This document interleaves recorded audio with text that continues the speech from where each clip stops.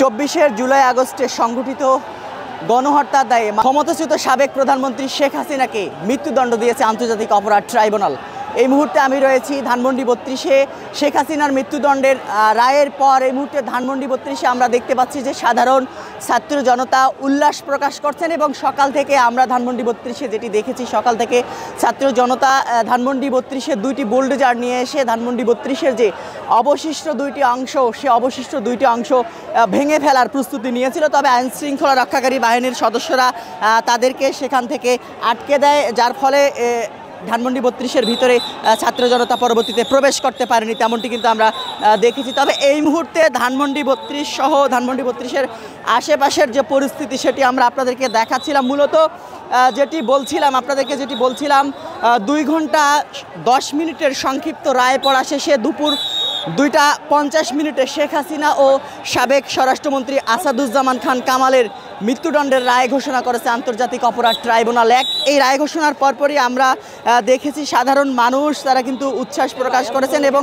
অনেকেই কিন্তু আমরা দেখেছি সকাল থেকে রাজধানী ঢাকার বিভিন্ন জায়গায় অনেকে আন্তর্জাতিক অপরাধ ট্রাইব্যুনালে রায় শোনার জন্য জুলাই যোদ্ধারা তারা কিন্তু এসেছিল আন্তর্জাতিক অপরাধ ট্রাইব্যুনালের দিকে তারা কিন্তু এসেছিল, তেমনটি কিন্তু আমরা দেখেছি। সব মিলিয়ে আমরা আপনাদেরকে বলছিলাম যে বেলা 1:15টার দিকে গণ অভ্যুত্থানে চলাকালে বিভিন্ন জনের সঙ্গে শেখ হাসিনার টেলিফোনে কথোপকথনগুলো পড়ে শোনানো হয়। এছাড়া গণহত্যার সংজ্ঞা, এই মামলায় বিভিন্ন সাক্ষীর সাক্ষ্য পড়ে শোনানো হয়। শেখ হাসিনার বিরুদ্ধে আনা প্রথম অভিযোগে তার মৃত্যু কারাদণ্ডের আদেশ দেন আদালত, তার বিরুদ্ধে আনা দ্বিতীয় অভিযোগে তার মৃত্যুদণ্ডের আদেশ দেন আদালত।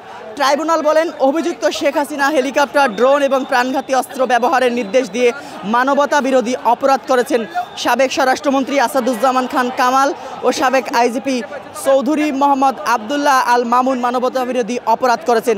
গণ অভ্যুত্থানের সময় গণহত্যা সহ মানবতা বিরোধী অপরাধের ঘটনায় এটি প্রথম রায় যেটি আন্তর্জাতিক অপরাধ ট্রাইব্যুনাল থেকে ঘোষণা করা হলো এবং এই রায় থেকে আমরা যেটি আপনাদেরকে দেখিয়েছিলাম এবং আমরা যেটি দেখাচ্ছিলাম এই মুহূর্তে ধানমন্ডি 32-এ সাধারণ মানুষের যে প্রতিক্রিয়া, সে সাধারণ মানুষের প্রতিক্রিয়া আমরা দেখতে পাচ্ছি। সকাল থেকেই এই জায়গাটিতে বেশ উত্তেজনা বিরাজ করছে, সকাল থেকে ধানমন্ডি 32 এলাকায় উত্তেজনা বিরাজ করছে।